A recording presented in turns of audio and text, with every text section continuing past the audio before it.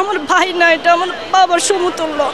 আমরা দুই বোন, আমার ভাইয়ের দুই হাতে শুইতাম, ঘুমাইতাম। আজকে আমার ভাই 16টা বছর আমাদের কাছে নাই। আমরা আমাদের ভাইকে ফিরে পেতে চাই। কারো ভাই, কারো বাবা, আবার কারো বা স্বামী।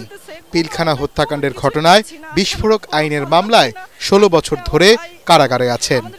আমরা চাই আমার ভাই আমাদের কাছে ফিরে আসুক এবং অতি শীঘ্রই আমরা চাই আমাদের ভাইদের মুক্তি দেওয়া হোক। পরিবারের একমাত্র উপার্জনক্ষম ব্যক্তির অভাবে নিঃস্ব হয়েছে অনেক পরিবার। আমার হাজবেন্ড বিডিআর সদস্য পরিবার আমার বিয়ের 22 দিন পরে জেলে আসছে। উনি কিছু জানে না। আমার ছেলের আমি বুকে চাই, বাবা গো, বাপ নাই, ছোটকালে বাপ মরে গেছে, বাবা আমি অনেক কষ্ট করছি, আমার ভুলার চলে না। হত্যা মামলায় বেকসুর খালাস পাওয়ার পরেও বিস্ফোরক আইনের মামলায় তাদের এখনো কারাগারে বন্দি জীবন যাপন করতে হচ্ছে বলে জানান স্বজনরা।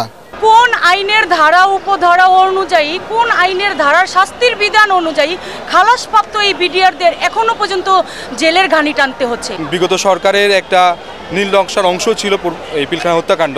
বৃহস্পতিবার বিস্ফোরক আইনের এ মামলার জামিন শুনানির দিন ধার্য ছিল, তা পিছিয়ে 9 জানুয়ারি করা হয়েছে। অন্তর্বর্তী সরকারের কাছে ন্যায় বিচার প্রত্যাশা করছেন তাদের স্বজনরা, যেন কিনা কোনো ইনফরমেশন বের হয়ে না আসে। এদিকে রাজধানীর রাওয়া ক্লাবে পিলখানায় 57 অফিসার সহ 74 জন হত্যার বিচারের দাবিতে সংবাদ সম্মেলন করা হয়। এই হত্যাকাণ্ডের বিচার চেয়ে আন্তর্জাতিক অপরাধ ট্রাইব্যুনালে অভিযোগ দায়ের করবে বলে জানান ভুক্তভোগী পরিবারের সদস্যরা।